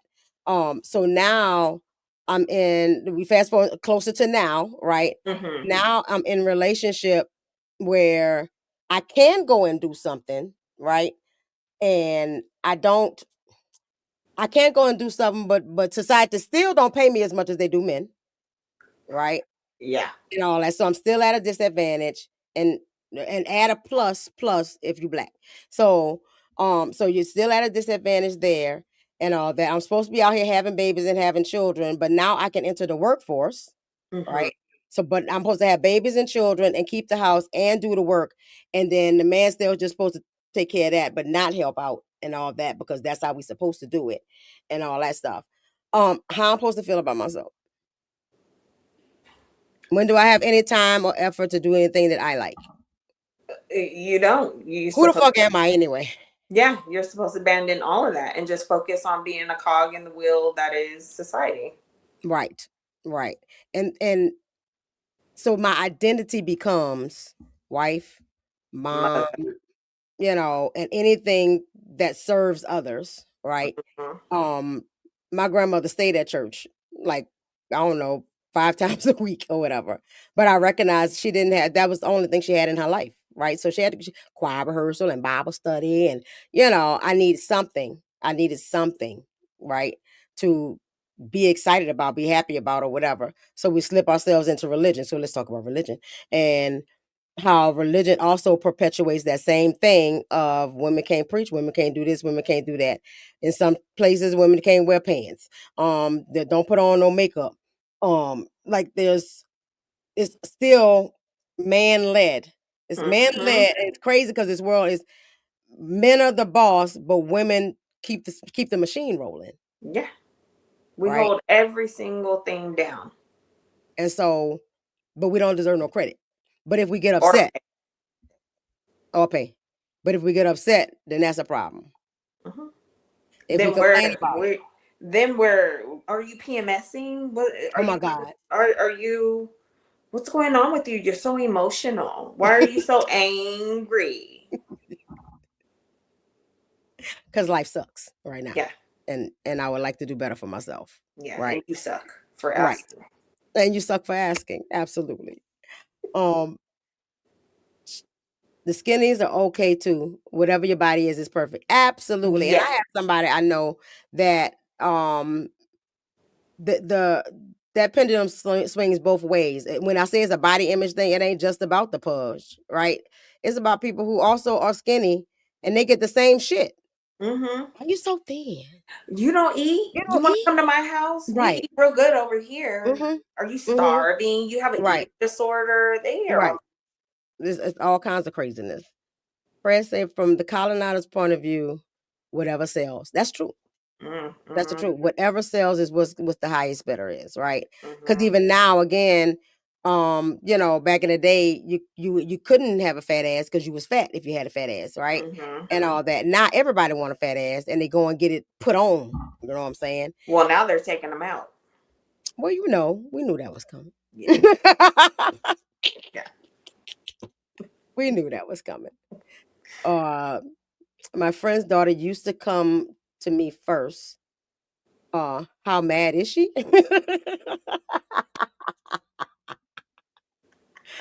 Oh shit. Capitalism capitalism is breeding harmful individualism. Hmm. Mm. I think that ties into abandonment, self-abandonment. Mhm. Mhm. Because if we don't operate as a community, then we don't because the real currency is community. Yeah. The real currency is community. There's no way we can survive without Each community. other. It's Yeah. necessary, right? Just like I said with my mama saying, "Bring me that baby." Aunties be like, "Bring me that baby." Grandma would be like, "Bring me that baby." And sometimes it's yes, so you can go to work, but oftentimes too, it's like, go hang out with your sisters, Yeah. go chill and enjoy yourself, go take a walk, right? So you Mm-hmm. had opportunity to operate in some self care because somebody safe Mm-hmm. was willing to watch your kid. right? And I think sometimes we get so caught up in the and places that Danger. aren't safe, yeah, the danger stuff and all Mhm. that we become overprotective. And overprotective is just as bad as not protecting at all, Yep. right? Like we talked about earlier, like not enabling your children is essential for their lives and for yours because Mhm. you don't want to be wiping their ass when they're 12. You already know how I feel about that. How I feel about that. Oh The my god. amount of kids that don't know how to wipe their ass at Hmm. 4 years old is too fucking high. Yeah, It's too high. yeah, yeah. And I have been communicating with elementary schools, and they're saying it's even higher there. So please, That please teach your kids how to. how to And do things. it's not super hard. You just got to stop doing so much for them. Hmm. Teach them how. I think we've lost the art of teaching the children how. And I Yeah, think some of that comes from our own trauma and trying not to re-traumatize and yeah, all that. But there's a balance. There's a yeah, balance, right? You yeah. We're know, because we're overcompensating as overcompensating, right? Rico said, when you are not communal, you abandon yourself. Yes, ma'am. And how else would you learn about yourself without individuals who come before you? That's I wish I yes, had some nails to clack, clack, clack, clack, clack, yes, clack, yes. clack, Oh, I do. clack. The fact is, we've been trained not to be a community, right? We are in the Hmm. spirit of competition because, Hmm. like I said with that story before, if your way out of the proverbial ghetto, right, is marrying up because your daddy need to sell you to the highest bidder, then that still rings true now. Now you're my competition. Exactly. Now I Like, gotta I'm get looking the. at this other girl over here like I don't want her to marry him. I need to marry Mm-mm. him, Yep. right? And all that. And that still runs true now and all that. And so in order um in order for us not to compete, we need to stop seeing each other as I'm your sister. Yeah. Like, I'm your sister and I got your back and you're just as beautiful as I am. Hmm. And like I tell my girls all the time, like, don't fight over no nigga. Like, Oh, never. she can have him. She can have him. Don't ever. She can have him, right? Yes. And all that because women will fight each other rather than looking at that nigga and being like, Nigga. he should lose both of y'all when that shit happens. Thank you. Y'all should go for coffee and talk about how he's a fuck nigga. Like, and both of y'all could do better. So Right, don't ever. right, right. And I promise you, it's better to be alone than it is to be with a raggedy motherfucker. Plain and simple. Because you're worth more than that. And I think we also got caught up in, and I've heard people say it all the time, and mostly men bring it up. Um, Not good men, raggedy men. But they bring up the idea that women outnumber men, and therefore, that y'all should take whatever I can get. Like, Ugh. mm-mm, No. that's not how it works. That's not how it works. No. Mm-mm. Oh, I saw a post I meant to copy that one too. The girl said, and she was reading somebody else's post. I can't remember who it was. And then the post said, we are now fine. This is the first time in the history of society, basically, that women can choose men based solely in their character, Yes. I saw that. and most women are single. Yes. I want y'all to think about that. I want y'all to marinate on that because most times it's very. I can't say very few. I don't because I don't have statistical number in my head, right? But so often women are marrying for a purpose, like as Hmm. there's money or there's stature or there's some business thing that's going to work or whatever and all that, but it's not because he's a good guy or whatever the case may be and Hmm. all that. And so now when given the choice, Yeah, women are using marrying character, love. Yeah, right, character and love. it's not And there happening. are single women. Right, We are the right. highest amount of single women Hmm. as Yeah. a society right Hmm. now, based Right. off of men's character. Hmm. Yeah. And if you go to any red pill talk podcast or show or whatever it is, they Hmm. want to blame women for that. They blame it on education. They blame it on women having degrees. They blame it on everything else except the fact that You're a douche. You ain't shit. You ain't shit, right? Yeah. Again, we not talking about men that are these shit. We talking No. about the men that are Shit. bullshit. Yeah. Okay. So if the shoe fit, Straight doo doo. straight doo doo, right? So if you're wondering why, like, get your shit together. Stop being a ragged ass nigga. You know what I'm Yeah. saying? Self reflect So a couple of times and then you'll fucking figure it out. question. How much distress does the mother have to show before somebody believes she's truly not okay? Ooh. Damn. That's a good question. Real good question. Because Lindsay Yeah. ain't get enough help even though she was showing clear signs of distress. Yeah, I think it depends on who is around that person. If they have the Mhm, correct village, if they have people that mhm, pay attention and mhm. listen and value their life Right. and um are willing to actually step up, because there's a lot of people that'll be like, it's okay, just go outside and get some vitamin D with the baby, like Mhm, you're mhm. okay. Yeah. And then you have people who will actually listen to you and hold you Mhm, accountable and come up with a plan and, mhm. support you in those needs. So I think it's dependent on who the Who is village around is. you? And Right. that's why aunties matter. That's why your partner matters. Mm, When you're in that type of situation, it mhm. fucking matters. It's very important because, like you said, she did the things. It She sounds did like the she did things. the things. She Right. went about trying Mhm, to, save her own life and right. And was I wonder also that, because they talked about with her with, because they said she had postpartum psychosis, right? Which mm-hmm, is way different than then postpartum depression. depression, Yeah. right? And I just think also we need more education as to, Yes. like, what postpartum depression is and what it looks like, Mm-hmm. and what to do when you are depressed after you have your baby, Yeah. right? Because there's a natural tank in your hormones, so you're gonna have some offness, right? And all that. Mm-hmm. Again, you're sleep deprived, you're being milked every day, every couple hours, and stuff like that. And your body is trying to bounce back to as normal as it possibly can because it takes forever to do that, right? But like we need to learn more. This is the Yeah. age of information. There's no reason for us not to learn more. And that's why I'm a big advocate of talking to people and helping them to understand the conditions and all that so they can know what to do about it and such. Um, Monique said, I think as providers need to have those conversations about postpartum. Exactly. Exactly. We're so focused on labor and not what happens after the baby gets home. Yeah. Yeah. Mm. Hmm. And we need to talk about the dads as well. Next. Um, yeah, she said next time. I will say this about any dad or whatever.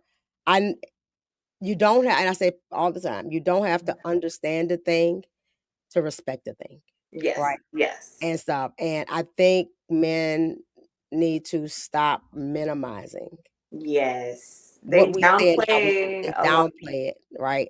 And all that. In their mind, it can't be that hard.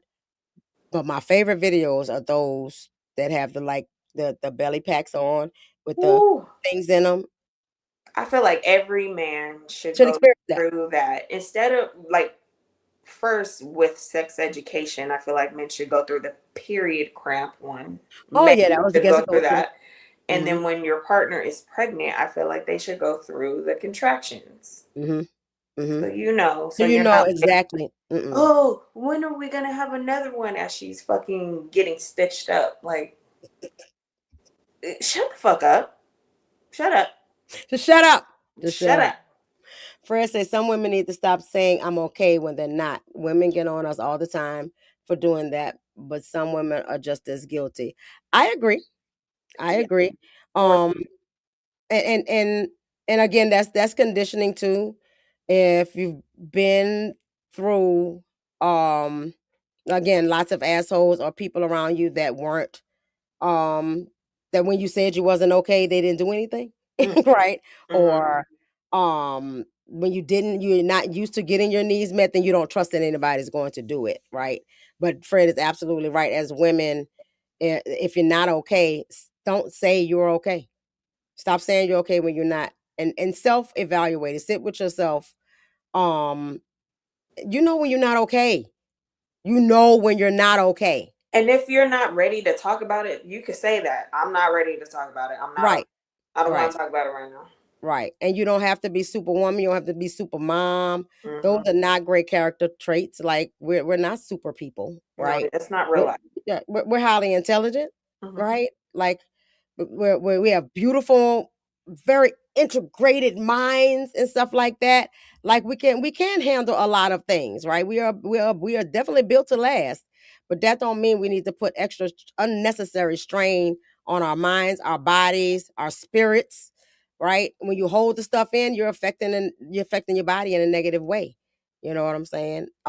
You need to release that thing. I say a thing all the time that you have to everything that's in you has to come out.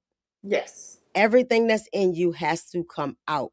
And so either you're going to be mindful and you're going to get it out in an appropriate way, you're going to talk it out, you're going to exercise it out, you're going to process it and all that kind of stuff, or it's going to come out swinging. And it's Mm-hmm. going to come out in depression and anxiety. It's going to come out in a heart attack or a stroke. It's going to Mm-hmm. come out in high blood pressure. Like you don't need it to come out in those ways, right? It's going to come out in fibroids and PCOS because I believe with everything in me that has everything to do with all of our autoimmune deficiencies and diseases that women carry is because we carry too much shit, right? And now that we are not helping each other out by sharing those things, right? Mm-hmm. Get in the room with women, put all that shit in the bowl, burn it. Like, like that's we have to get our community back together. Yeah. We have to start taking care of each other like we used to take care of each other, right? You Mm-hmm. can't raise your babies by yourself. I'm No. sorry, you can't. You No. can't. I don't care how great you are. You can't do it by yourself. You need help. And if the man didn't walk away, then you need to find you a village. You need to Yeah. curate yourself a family. Don't Mm-hmm. isolate yourself and like I can do this by myself. Don't get prideful. Like, No. because I can No. do this by myself. I don't need nobody. Yeah, you do. Yeah, you do. Yeah, you do. Get Yeah, it. you do. You're gonna drive yourself absolutely fucking mad. One or two things gonna happen. Something gonna happen bad to your baby, and or you're gonna end up in jail or dead. Because you know what? Shaking baby syndrome don't come from parents that just want to shake their kids. Oh, no, no, no. Shaking baby syndrome. You shake a baby when you so frustrated you don't know what to do and you ain't had no rest and you just at wit's end and you can't figure out what that baby need. And instead of being like me rocking back and forth and handing that baby to my mama, at some point, You shut up. and then the baby gone. Yeah, yeah. Get yourself a village. Get yourself a village. Please. So we covered that already. I'm going down my notes to make sure we ain't missed nothing. Got it. Um, Intrusive thoughts and fear of telling the truth. That's some of the not asking for help, I think. Yes. Right. You're terrified to talk about things for fear of judgment. Like you really don't want to be judged. And it's Right. not even just you that will be judged when you're a mother. You're fearing that now your babies are going to be labeled. Now, they're going to treat my child differently. They're going to treat me differently. And if you Mm-hmm. have a partner, you don't want him to know because then Mm-hmm. that's another layer to the shit. Yeah. So, Yeah. And I think and I've seen this a lot too where people don't want to or people will come to therapy and they're talking about the things that's going on with them and they're afraid to say things because they think I'm gonna call CPS or something. yeah. And I'm like, did you punch your kid in the eye full force and leave a black eye? That's something different, right? So no, you walked out the house and you left them inside because you couldn't take no more. Yeah. You didn't Yeah. go down the street around the corner and leave them there for days. Like those are different scenarios, right? Mm-hmm. And all that. But in order for you not to have to even think about that you need relief. You need Yeah. somebody that you can try to call and be like, yo, just come keep an eye on for a couple of hours. Sometimes it ain't even that you need to get away from them. You just need you need reinforcement.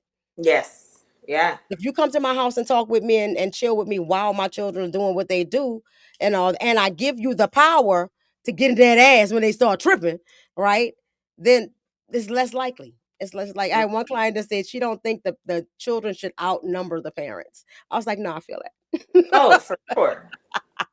Got 2 parents, 2 kids. That's all you need When because I tell it's a lot. you number 3 came, I was like, what the fuck? Ooh, I what only I'm about got to 2 do? hands. Like, I'm outnumbered. Like, Ah. this is And not all it. of y'all that have multiples, I love you, and I don't recommend. I don't recommend. Don't I do recommend. not recommend. So how honest do you think we can be about our mental health if you're afraid that honesty is going to cost you your children? You can't be. You're not living in your truth. Mm-mm, mm-mm. So that's one reason. See, Regal said men are conditioned to think masculinity helps them understand a woman's pain. That shit right there. Thank you, sis. Because just y'all don't know She's pain. on it. Why isn't she showing her face? I mean, if you want to come on, Regal, that's my girl. Like ooh, She's on it. as she have me and her have conversations like me and you be having, girl. Okay. She is When on in it. reality, they couldn't endure the pain women carry. Women are just dramatic and emotional to them, and I hate that notion. I spent a lot of years not showing my emotional self. I seemed like I was really mean and cold because people think you're using it as an excuse, right? Yeah, it's an excuse or you're weaponizing it to Yeah, manipulate them. yeah. You know, Fred said, "So how do you fix it?" In my podcast voice. Thanks, Fred. Thanks, Fred. All right. So fixing it is the same thing we've been talking about, like bringing ourselves together as a community, talking about the things on a regular basis. And I promise y'all, we'll have more woman talks here. I know the first few seasons we had a few men shows, and men y'all need to get together too. But I think conversations need to be had between us as women, and also educating men. Right? Like I said, Fred and Brian was on last, and after the show, they was like, "Whew, that was a lot." I was It like, was a "Yeah." lot. I It was. know because they really don't understand all the ins and outs of the things. They don't understand the years of conditioning from toddler, right? From the moment you like you got to wear a dress, honey. Do I? Like I Yeah, you told got our shorts underneath. right, yeah, and the fact that we are responsible to stay safe from strangers or I know we have a certain level of responsibility. I'm not saying we don't and all that, but as a kid, if and me and my daughter talked about this morning, if Uncle Fester is the neighborhood child molester, or the family, because the mama and the grandmama both encountered that with him before, but they never talked about it, right? All they know is they want to keep you away from him, right? Why is he still invited to come over? If we don't Don't have enough go with and sit on his lap. right, Don't give right. him his play. You stay away from him. Yeah. But why is he Why is here? he here? Why is he here? So like we need to protect our children in that way rather than holding the girls responsible for what they got on. Go change your clothes because Uncle Fester coming over. Yeah. Like my clothes was fine before he got here. What's the why? And I'm a Why I little gotta girl. change? Why I gotta change, right?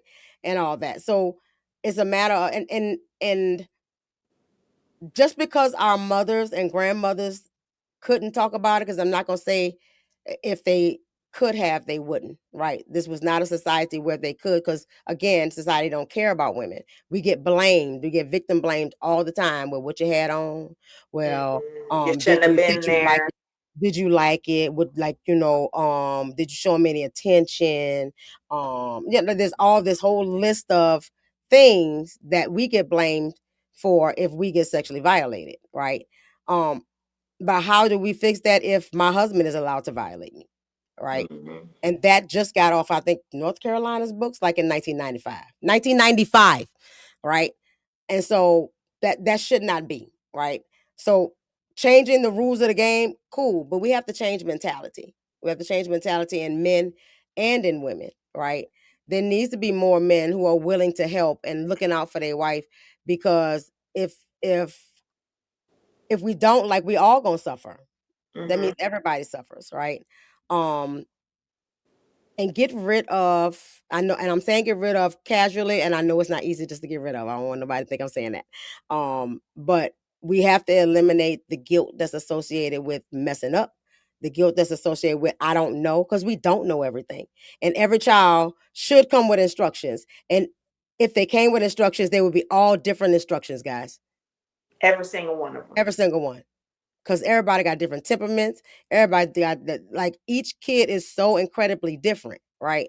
So in order to help each other out, right, we got to talk. That means I need to be able to call Ashley and be like, girl, cuz, and And then I'm please like, tell and then guess what? right. On my You know, side, because right. Because if we all know we going, it's the same issue that we have with people in mental health, where people are like, you feel like you're alone when all of us going through it.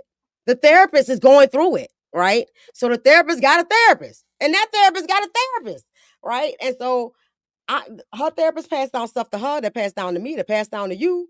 Like, like we have to be able to share the information and stop being stingy about what we do know, right? mm-hmm. And the other person needs to be able to be receptive of that. She don't mean me harm. She is here to help. She not trying to take my babies from me. Yeah, they call her mama too. That's mama number two. Hell, Yeah. you be like, because that's my sister, baby, and you better listen to her. Like, Mm-hmm. accept the help. We don't need to do this by ourselves. Somebody mentioned capitalism and all the things teaching us, and media teaching us that people should not be communing, that people should not, nobody need to be telling your child nothing. And yeah, they should. They Yeah, should. they Please should. do. Please do. Absolutely. Absolutely. Absolutely. Because if child around me, they gonna get told. I tell strange kids in the grocery store, All and, the and time. again, and doing it without shame, right? Yeah. Because I'll pass by a kid in the basket standing up, and all that. And I know the parent, they're not being neglectful, they just shopping. And Yeah. kids move fast, right? And I Mm-hmm. pass by the kid and I go, you gonna fall and bust your head. And then the Yeah. mama turn around and be like, thank you, and all that. Sit down in this basket, Yeah. I'll be like, But are you that's supposed to be doing that right now? exactly, that's community, right? I don't know this lady from nobody else, but I know as a mother, I don't want my kid cracking their skull from standing up in the damn cart, right? So when I'm out there with you, your kid is my kid, and I'm like, sit your ass down. Like, and we have to get back to that. We cannot be afraid of allowing someone else to have some power in that. Ooh. You you shouldn't have been acting fast. Oh, that's a good one. That's a good one. Mm, For people that don't know what acting fast is, that's black parents calling their child a mini hoe. Yeah. You was out here being fast. You was out here being like, You fast in um, the tail. yeah, that's that. And just because you talk to a boy, they don't make you fast. Like, I thought he slow was down. cute, or he stopped Yeah, me. right, right. And I'm gonna mention that too because I've seen and experienced with parents. One, parents forget that they were once children. And two, you think keeping her from talking to a boy is gonna keep her from getting pregnant? No, those are natural. That every teenager likes the other person, right? And not necessarily opposite sex. And even with regards to that, stop getting upset when your kids like the same sex. Just it's regular shit. It, you it, know, please stop. Cut that shit out. You know. Can we also talk about how over sexualized children? Oh, yes, yes. That needs to be unacceptable in every single way. Child marriage should not be legal. But that is a whole nother show for a little word. That's a whole show by itself. So one way that choosing empowerment and the brown sugar experience is helping this problem that we're having as women for self-abandonment in the community is we are having a um ADHD brain Women's retreat. retreat. Thank you. Because you know why? Because I keep calling it a conference. I don't know why I keep calling it a conference, but I guess we're having a conference in the future, guys. But we're having a retreat. It's going to be on the 27th. We're gonna get together and love on each other for the most part, right? Because if we don't, guys, we're gonna die. And I'm gonna keep it as simple as that. You evolve or you die, right? And what has happened over time is we have devolved, right? We have not been able to connect with each other. We so worried about making a dollar that we're not taking care of each other. We so worried about what we look like, sound like, be like, trying to, find the 6 foot man with the six figures that'll take us to the most expensive restaurant on the first date. and then don't want to give them none. Like we need to get out of those spaces, and we need to be able to teach these younger girls because I'm about to be 55. So like, um, I hate what I see in younger women who don't have integrity, that don't that's just following, right? And I think as if you're an older person that's not within this group of folks that act like that or operate like that, we should be talking to them and not fussing at them, not like, because little girl, we need to have grown woman conversations and have them have reflective questions. And what are you saying about yourself when you do that? Mm-hmm. What do you mean you can't have a man that don't have six figures? What are you doing to work on your own self? Because we are in a time where you don't have to be dependent upon that.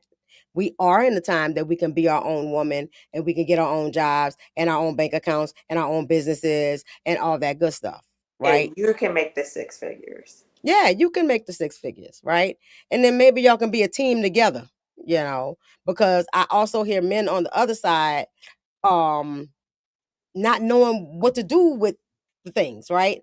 Because they don't have the six figures, but they're a good guy and they're making good money and they're honest and they're dependable, but you out here looking for the wrong stuff, right? Oh, I forgot the six figures, 6 feet, and six pack. Get you a man with a pudge. Thank The you. Me First, the Me First Women's Retreat is a radical reconditioning um, to keep us from self-abandoning. If you are interested, and I hope you're interested, you can sign up by going to the website and hitting our Me First button. You can scan right there if you're not looking at this on your phone. And you can go straight to the registration. You can call me if you want to. I'll tell you about it, whatever you want, right? There is a cost associated to it. It's 171 in regular registration this week and all that. Um, I love a payment plan, so you can use a payment plan because we're in an economy that I ain't gotta explain that to y'all. Yeah. So sign up if you are interested in that. Let me see what other comments we had. Not fussing, that's the key. Like, yeah, we gotta Yeah. stop hating on each other. There's no reason to hate on each other. When you look at me, I am you. We are one, right? And so stop it. Like, Yeah. Just stop. just stop it. Just stop it. It's not and a lot of times we do that out of poor self-worth and a Mm. lack of self-love and all that. So go to therapy, talk to your sister, like whatever you need to do to find you again. You do that. What is it that you like to do? What do you enjoy doing? That's outside of your kids. Yes. That's outside of your kids. And And I don't care outside of what it your is. relationships. Right. Right. You have to find you, right? The one thing that I knew when I left my marriage was that my favorite color was yellow. Everything I didn't know anything else about myself because I had yielded so much to everybody else that I didn't even know what I liked. That's Same. crazy. That's Same. absolutely crazy. So I had to take time to find myself. I had to go on a trip by myself.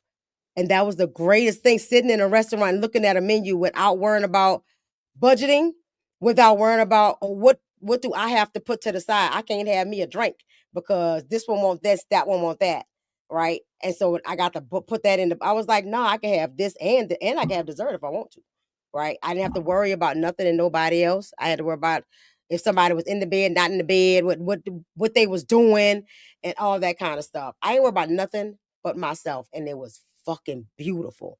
I was like, I need some more of this. I need some Mm-hmm. more of this, right? If you can learn how to take care of yourself in that way, and I don't believe by any means, because again, we don't speak in extremes here.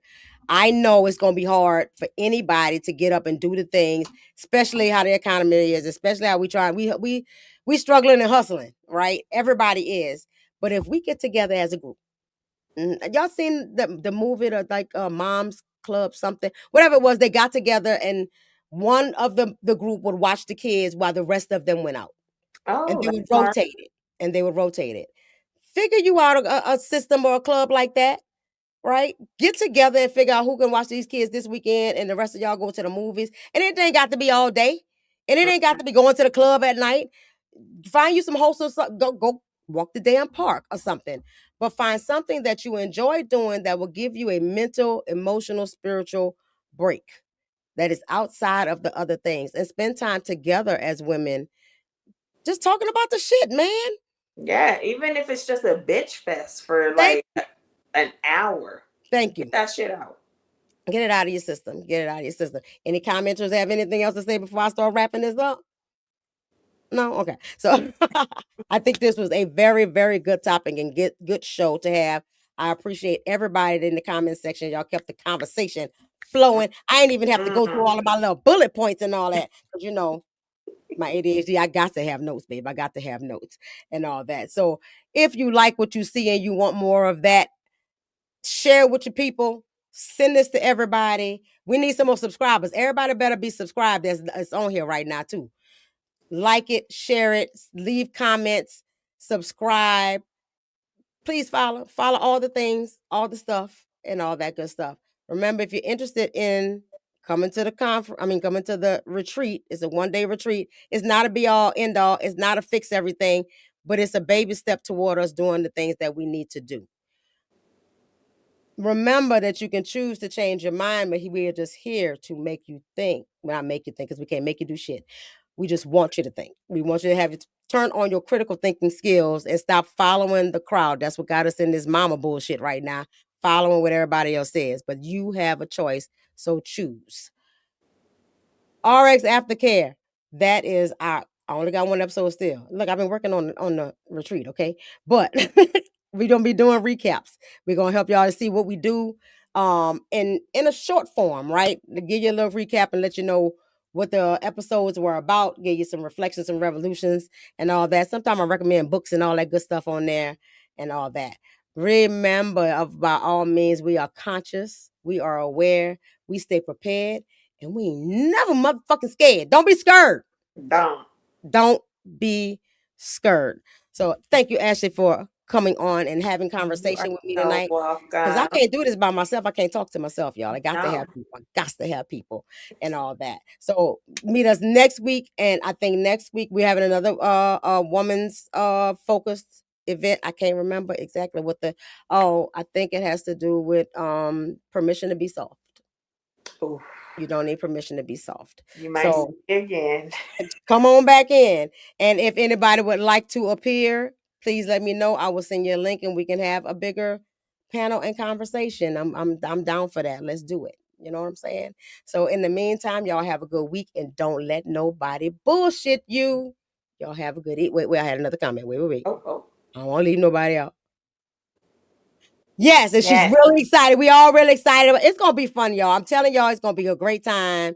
And y'all know I like to run my mouth. And we got all these other people actually gonna be presenting and all that. It's gonna be great. It's It's gonna be gonna be great. great. It's gonna be great. So y'all have a great week. Don't let nobody bullshit you. And we is out.